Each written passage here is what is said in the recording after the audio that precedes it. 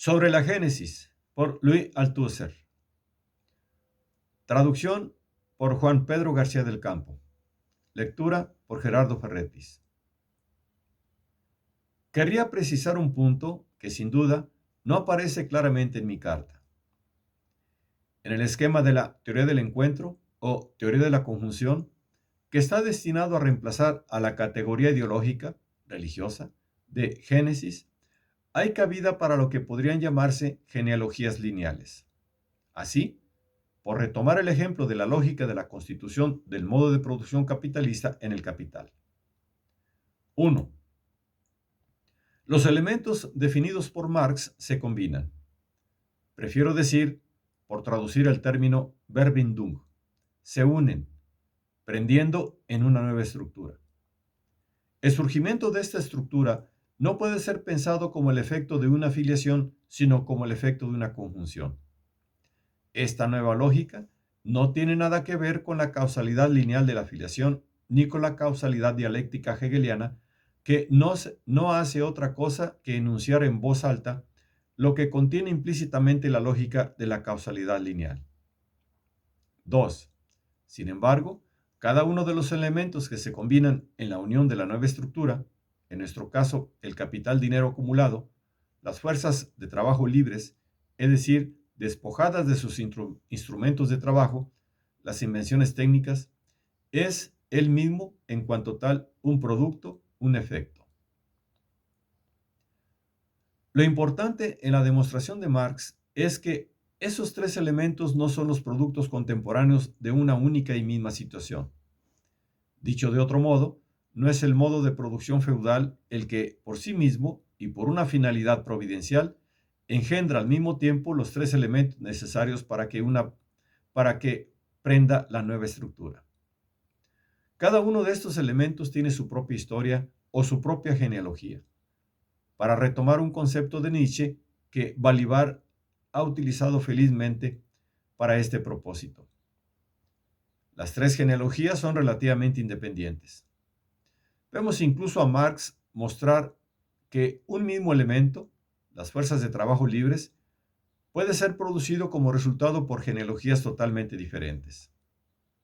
Así pues, las genealogías de los tres elementos son independientes las unas de las otras e independientes en su coexistencia, en la coexistencia de sus resultados respectivos de la estructura existente, el modo de producción feudal, lo cual excluye toda posibilidad de resurgencia del mito de la Génesis. El modo de producción feudal no es el padre del modo de producción capitalista en el sentido de que el segundo hubiera estado contenido en germen en el primero. 3. Dicho esto, queda concebir los tipos de causalidad que, a propósito de esos elementos, y de un modo general a propósito de la genealogía de cualquier elemento, pueden intervenir para dar cuenta de la producción de esos elementos como elementos que entran en la conjunción que va a prender en una estructura nueva. Aquí, me parece, es preciso distinguir dos tipos distintos de causalidad. A. La causalidad estructural. Un elemento puede ser producido como efecto estructural. La causalidad estructural es la causalidad última de todo efecto. ¿Qué quiere decir el concepto de causalidad estructural? Significa, en términos muy groseros, que un efecto B, que es considerado como elemento, no es el efecto de una causa A, de otro elemento, sino el efecto de un elemento A, en tanto que este elemento A está inserto en las relaciones que constituyen la estructura en la que está prendido y situado A. Esto, en términos simples, quiere decir que para comprender la producción del efecto B, no basta con considerar la causa A, inmediatamente precedente o claramente en relación con el efecto B, aisladamente, sino la causa A en tanto que elemento de una estructura en la que ocupa un lugar, en tanto que, por tanto, sometida a las relaciones estructurales específicas que definen la estructura en cuestión. Una forma muy sencilla de la causalidad estructural aparece, por ejemplo, en la física moderna, cuando hace intervenir el concepto de campo y pone en marcha lo que podemos llamar la causalidad de un campo. En el caso de la ciencia de las sociedades, si seguimos el pensamiento de Marx, no se puede comprender un efecto económico poniéndolo en relación con una causa aislada, sino poniéndolo en relación con la estructura de lo económico, definida por la articulación de las fuerzas productivas y de las relaciones de producción. Es de suponer que, del mismo modo, en el análisis, un efecto, un síntoma, solo es inteligible como el efecto de la estructura del inconsciente. No es tal acontecimiento o tal elemento. No es tal acontecimiento o tal elemento A, sino la estructura definida del inconsciente del sujeto el que produce tal efecto B. Inciso B. Esta ley parece general, pero la causalidad estructural define en tanto que estructural, esto es, como efecto estructural, zonas o secuencias rigurosamente definidas y limitadas, en las que la causalidad estructural se cumple en la forma de la causalidad lineal. Es lo que sucede, por ejemplo, en el proceso de trabajo. La causalidad mecánica lineal, incluso si reviste formas complejas, como en las máquinas, esas formas siguen siendo mecánicas, es decir, lineales, incluso en los efectos de feedback y otros efectos cibernéticos.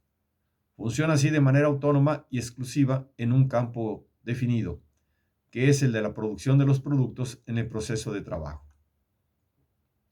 Para clavar un clavo se golpea con un martillo sobre el clavo.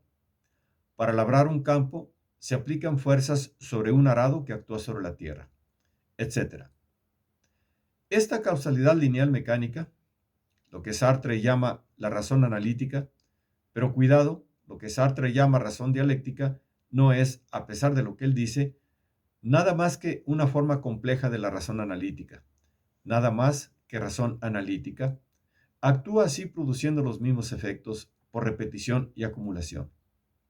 Es lo que encontramos en Hegel cuando habla de la acumulación cuantitativa o de la lógica del entendimiento. Hegel ha intentado pensar los efectos propiamente estructurales en la forma del salto cualitativo, es decir, ha intentado pasar de la causalidad lineal a la causalidad estructural, engendrando la segunda a partir de la primera. Y por eso su dialéctica sigue prendida en las categorías empíricas del entendimiento mecánico y lineal, pese a su declaración de superación, siendo el concepto de superación el concepto que confiesa y reconoce, pese a sí mismo, este cautiverio. Hay así secuencias enteras, pero siempre definidas dentro de límites rigurosos, fijados por la causalidad estructural, que están sometidos al juego autónomo de la causalidad lineal o analítica, o causalidad transitiva. Esto se ve de manera muy clara en ciertas secuencias de fenómenos económicos, políticos e ideológicos. Debe verse también en el análisis, por ejemplo, en ciertas secuencias que pertenecen a los procesos secundarios. Me parece que lo que llamamos formaciones secundarias, como las formaciones defensivas, lo pone de manifiesto. En el ejemplo de nuestros tres elementos, la acumulación del capital dinero depende en gran parte de ese mecanismo, e igualmente ciertas secuencias productivas de los otros elementos. Pero en todos esos casos, los límites y el juego de la causalidad mecánica, así como el tipo de objeto que produce, están determinados en última instancia por la causalidad estructural. Podemos incluso ir más lejos y decir que se pueden observar efectos de acumulación mecánicos entre los efectos estructurales. Así, lo que dice Marx, la existencia de las fuerzas de trabajo libres es el resultado de varios procesos diferentes e independientes, cuyos efectos se añaden y se refuerzan al añadirse, pero esos efectos, entre los que de ese modo se instaura el juego de una causalidad mecánica, son tomados aisladamente efectos estructurales. No desarrollo más allá. Quería solo indicar el principio de esta doble causalidad y de su articulación, en la que la causalidad estructural es determinante de la causalidad lineal. 22 de septiembre de 1966.